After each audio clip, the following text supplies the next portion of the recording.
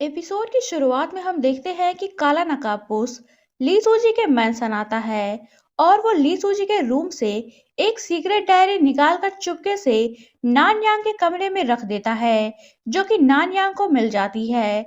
उस डायरी में उन लोगों का नाम लिखा होता है जो ली सूजी के वफादार लोग थे और पैलेस में काम कर रहे थे। उस डायरी में ली सूजी का पूरा प्लान भी लिखा होता है। इधर ली सूजी पूरी तरह से ठीक हो चुका था।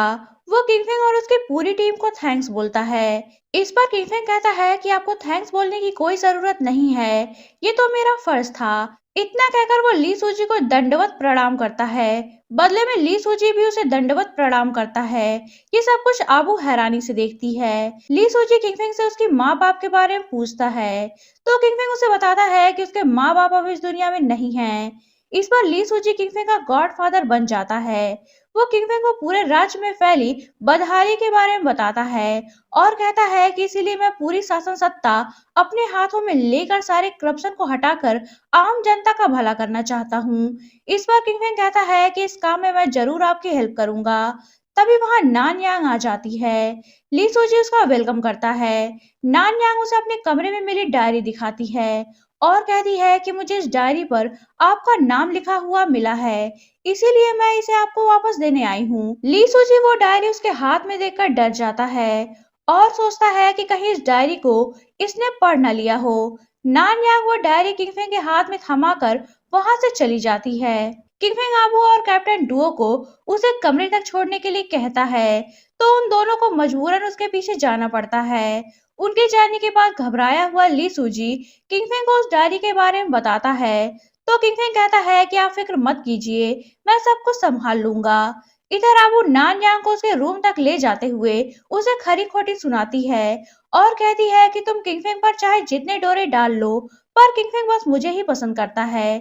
उसकी इस बात के बदले में नान यांग भी उसे करारा जवाब देती है और कहती है कि ये सब तुम्हारी गलतफहमी है। फिर वो उसे किंगफिंग की खरीदी पेंटिंग दिखाती है और कहती है कि ये पेंटिंग किंगफिंग ने खरीद कर मुझे गिफ्ट की है। उसकी बातें सुनकर आबू काफी सैड हो जाती है, पर फिर वो सोचती है कि चाहे कुछ भी हो जाए, किंगफिंग बस मेरा ही है। इसके बाद शाम को आबू किंगफिंग का बनाया हुआ पोर्क बेली स्टू नान यांग को दिखा दिखा कर खा रही होती है।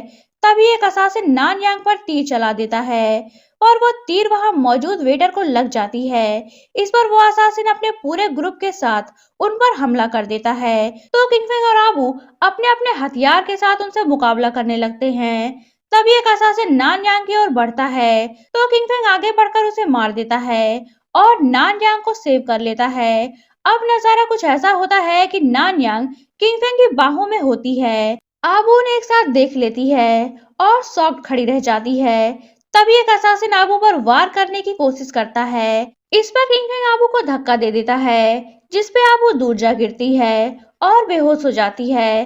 किंगफिंग उस असासिन को मार देता है। इसके बाद वो आबू को ले जाकर उसका ट्रीटमेंट करता है, पर आबू को अभी तक होश नहीं आता।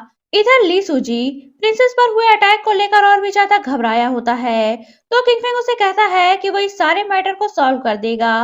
वो प्रिंसेस के साथ किंग से मिलने पैलेस जाएगा। नेक्स्ट डे किंगफिंग नान यांग के साथ पैलेस जाने के लिए रवाना हो रहा होता है।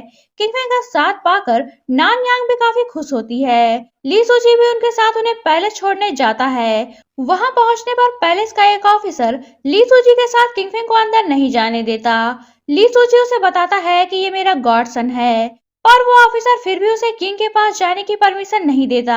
इस पर किंगफिंग उसे बताता है कि मैं जनरल ली सूजी का गॉडसन नहीं बल्कि उनका रियल सन हूँ, हमारा खून एक है। इस पर ली सूजी किंगफिंग को समझाने की कोशिश करता है कि वो ऐसा कुछ ना कहे जिससे वो और भी ज्यादा फंस जाए, पर किंगफिंग अपनी बात पर डटा रहता है और ऑफिसर से उन दोनों का ब्लड टेस्ट करने को कहता है। इस पर ऑफिसर एक बाउल में पानी मंगवाता है और उसमें किंगफिंग और ली सूजी का ब्लड डालता है, तो उन दोनों का ब्लड एक साथ आकर मिल जाता है, जिस पर वहां मौजूद लोगों के साथ ली सूजी भी हैरान रह जाता है और अपने पुराने गर्लफ्रेंड्स और अफेयर्स के बारे में एक एक करके याद करने लगता है और सोचता है कि आखिर उनमें से किंगफिंग की मदर कौन सी हो सकती है, पर उसे याद करने से भी कुछ याद नहीं आ रहा होता। ऑफिसर उन दोनों से माफी मांगते हुए किंगफिंग को भी अंदर जाने की परमिशन दे देता है। परमिशन मिलते ही किंगफिंग ली सुजी को मैंसन वापस जाने के लिए कहता है और कहता है कि चाहे कुछ भी हो जाए वो आबू को मैंसन से बाहर ना जाने दे। ली सुजी उसे वादा करता है कि वो आबू का पूरा ख्याल रखेगा और उसे किंगफिंग के लौटने तक कहीं भी नहीं जाने देगा। इधर आबू को होश आ जाता है और वो अपने पास पोर्क बेली स्टू रखा हुआ देखती है, जिसे देखकर वो खुश हो जाती है और किंगफिंग से मिलने उसके रूम में जाती है, पर वहां किंगफिंग नहीं होता।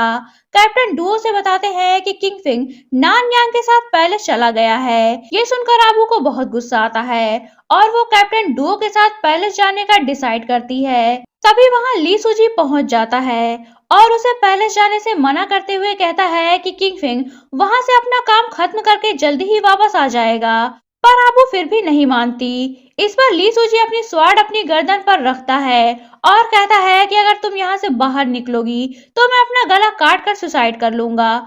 इस पर आबू फिलहाल के लिए अपने जाने का प्लान कैंसिल कर देती है, पर वो रात में दोबारा सीक्रेटली मैंसन से भागने की कोशिश करती है, पर ली सूजी फिर से अपने गले पर स्वॉर्ड रखते हुए उसे ब्लैकमेल करके बाहर जाने से रोक लेता है।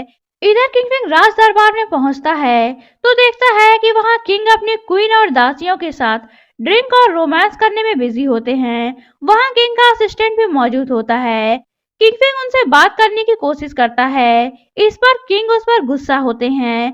तभी वहां नान यांग आती है और अपने फादर से किंगफिंग को माफ करने के लिए कहती है। वो कहती है कि किंगफिंग को यहाँ लेकर मैं ही आई हूँ, ये मेरा मेहमान है। इस पर किंग कहते हैं कि ठीक है, मैं इसे माफ कर दूंगा, पर इसे 3 कप वाइन पीनी होगी। किंगफिंग इसके लिए एग्री हो जाता है। किंग वाइन मंगवाते हैं तो किंगफिंग देखता है कि वाइन के तीनों कप बाल्टी जितने बड़े होते हैं। किंगफिंग उन्हें पी लेता है और किंग दोबारा उन बाल्टियों को भरवा कर और उसे दोबारा पीने के लिए कहते हैं। इस पर किंगफिंग दोबारा उनमें से 2 बाल्टी वाइन पी लेता है, पर जब वो तीसरी बाल्टी पीने जाता है तो नान यांग उसे हटाकर उस वाइन को उसकी जगह पी लेती है। उसे पीकर वो नशे में आ जाती है। इस पर किंग हैरान रह जाते हैं और वो नान यांग और किंगफिंग की केमिस्ट्री को देखते हुए किंगफिंग को नान यांग का बॉडीगार्ड बना देते हैं। इसके बाद रात में काला नकाबपोश कैट एलियन से मिलने आता है। कैट एलियन उसे किंगफिंग के नान यांग के बॉडीगार्ड बनने की खबर देता है। ये सुनकर काला नकाबपोश गुस्से से कहता है कि मैं उस किंगफिंग की कब्र तो इसी पैलेस में ही बना दूंगा, उसे मैं अपने रास्ते से हटाकर ही रहूंगा। नेक्स्ट मॉर्निंग वो किंगफिंग बनकर किंग के पास जाता है और उनकी गर्दन पर स्वॉर्ड रख देता है। इस पर किंग के सारे सोल्जर्स उसे घेर लेते हैं, पर वो तुरंत डिसअपियर हो जाता है।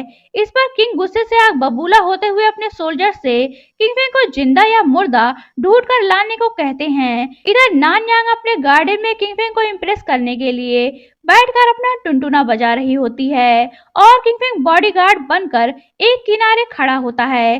तभी वहां ढेर सारे गार्ड्स किंगफिंग को अरेस्ट करने के लिए पहुंच जाते हैं। यहीं ये पार्ट एंड होता है। तो दोस्तों, अगर आप जानना चाहते हैं कि कहानी में आगे क्या हुआ तो बने रहिए मेरे साथ। और अगर आपने अभी तक चैनल को सब्सक्राइब नहीं किया है तो चैनल को सब्सक्राइब करके बेल आइकन पर क्लिक कर लीजिए, ताकि आपको हमारे आने वाली वीडियोस की इंस्टेंट नोटिफिकेशंस मिलती रहे। तो मिलते हैं नेक्स्ट वीडियो में, तब तक के लिए take care and good bye.